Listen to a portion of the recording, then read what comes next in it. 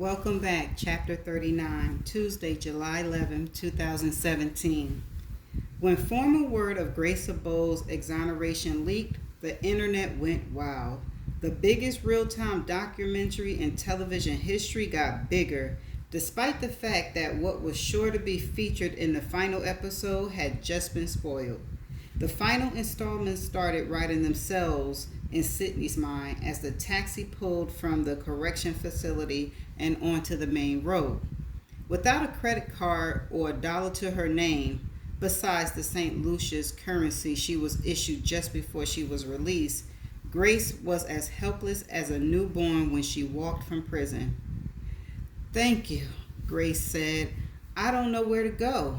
My counselor said they paid for a taxi, and I got the impression that they just wanted me out of the prison as fast as possible."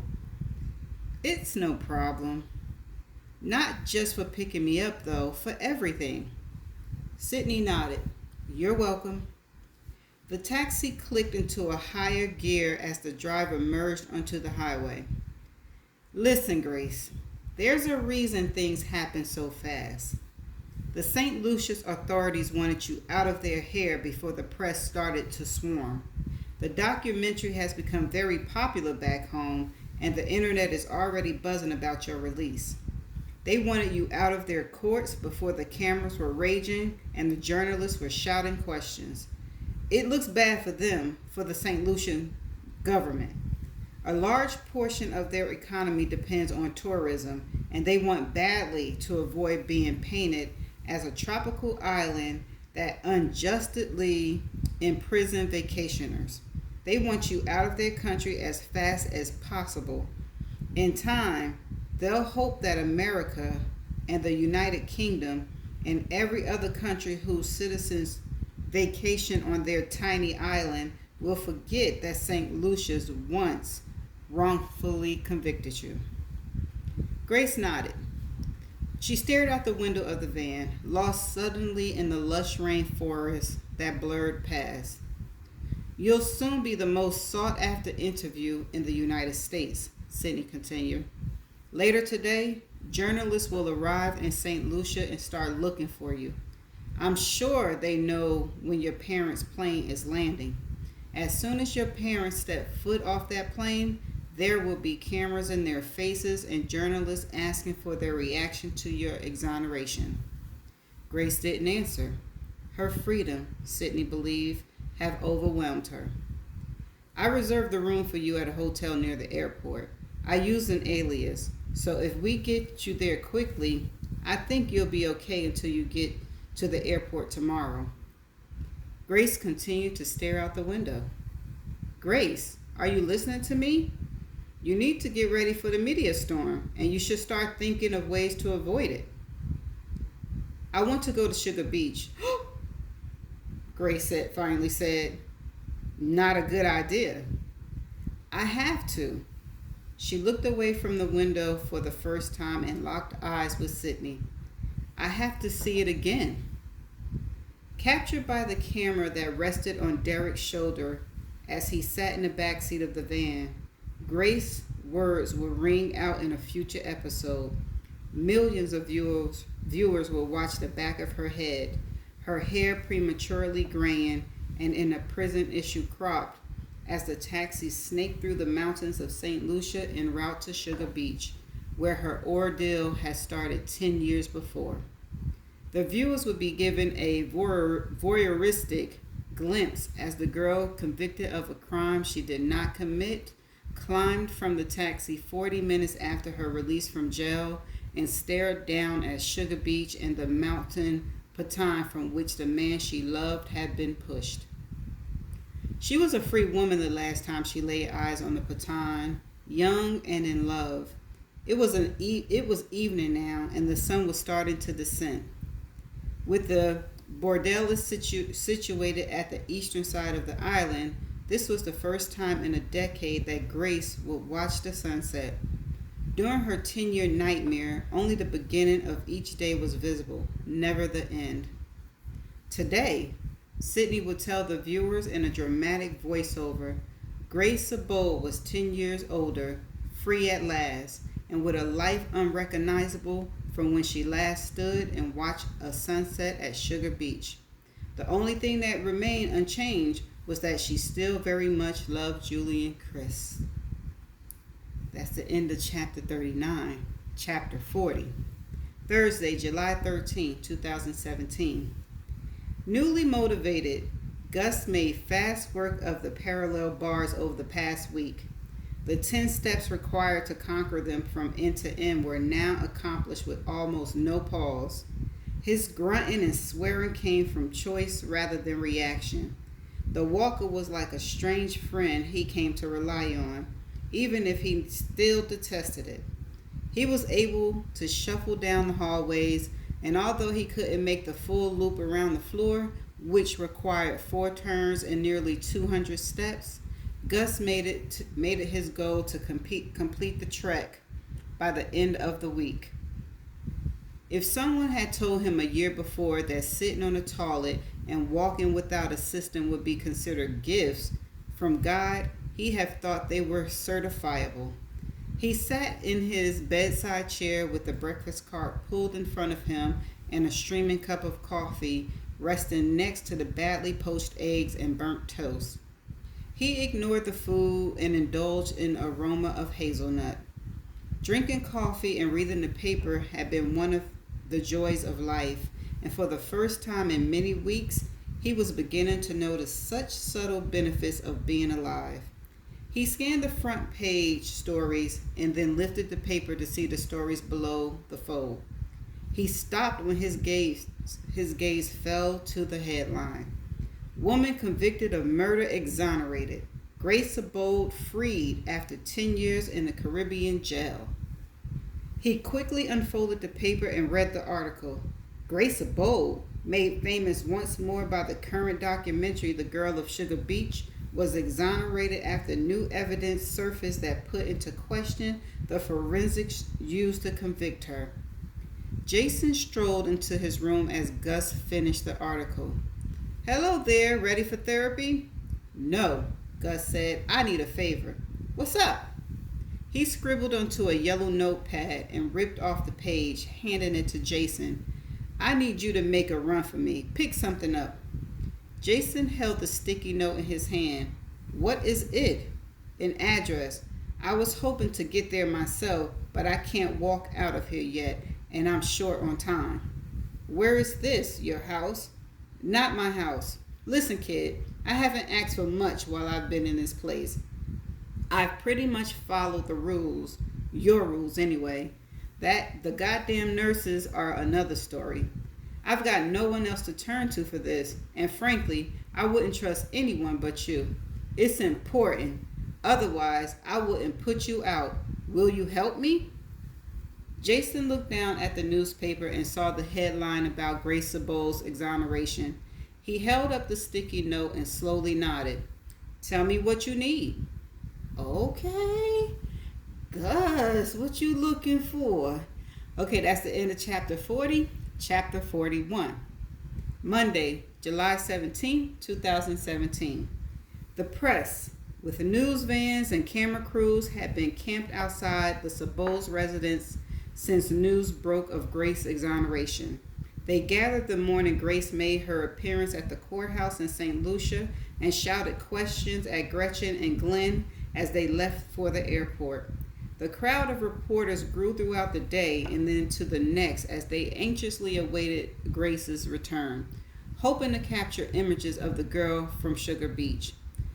They were hoping, despite such things seldom happening, that Grace would return home and stand proudly on the front lawn and field questions while cameras popped and live feeds streamed. Instead, a neighbor tipped off Gretchen about the mob of reporters that had grown out of control and suggested they avoid bringing Grace home just yet. The neighbor then phoned the police to tell them about the public nuisance of vans and trucks parked illegal in a quiet neighborhood and the group of reporters that was loitering in the street and stomping down the grass of a common area. Soon the police arrived and set up barriers to keep the journalists sequestered in one corner of the neighborhood, their news trucks forced to park on the main road 30 yards away. Despite their vigilance, which lasted through the weekend, Grace never showed. Ellie Reiser apartment was located at Windsor Tower in Tudor City, a short walk from the hospital. Many beat reporters, Sydney knew, were waiting lazily at the Sabot residence in Fayetteville, hoping for a soundbite. Most had no ambition to perform real journalism, and certainly not of the investigation manner. So when Sydney recommended that Grace ask her old friend Ellie for a place to stay until the media attention died down, the Sabots thought it was a grand idea. Grace would stay anonymous at Ellie's Manhattan high-rise, at least until an ambitious reporter decided to get to work and do more digging. Of course, their work had been done for them. One of the first episodes of The Girl of Sugar Beach featured Ellie and her close relationship with Grace Sabot. Had any of the beat reporters been paying attention, they'd know Ellie was a practicing physician at Bellevue Hospital in Manhattan. And with Grace a no-show in Fayetteville for the past few days, Dr. Reiser's apartment would be a good place to look.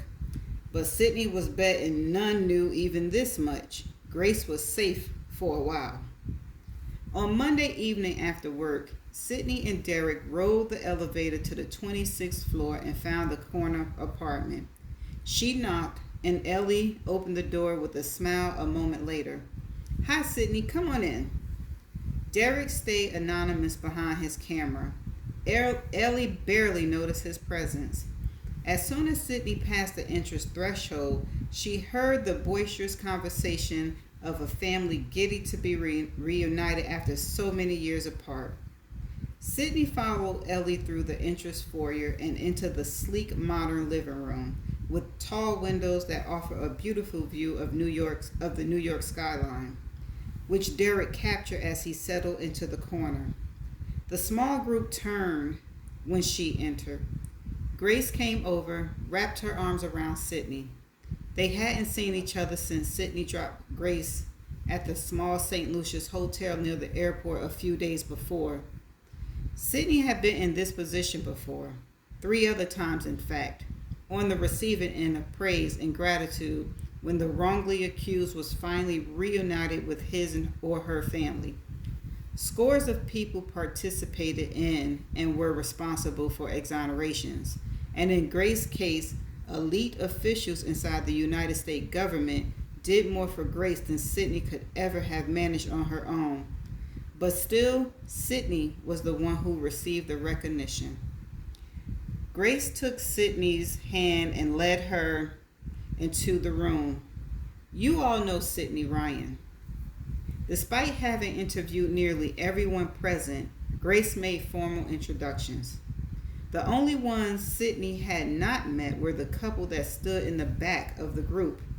"Sydney," Grace said, pulling the man forward by his hand. The woman with him carried a stoic look as she followed him. "This is Daniel and Charlotte Greaves, old and dear friends." "They appear." "Okay." Okay. Sydney recognized the names. Daniel and Charlotte wedding had brought the group to Sugar Beach so many years before.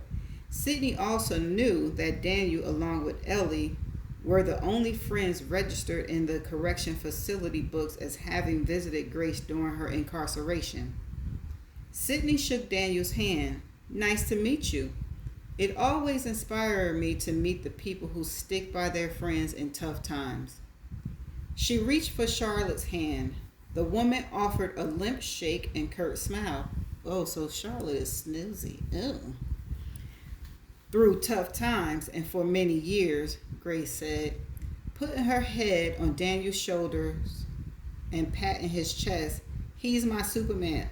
"What? In front of Charlotte?" Grace stared at Daniel for a moment before turning her attention to Charlotte.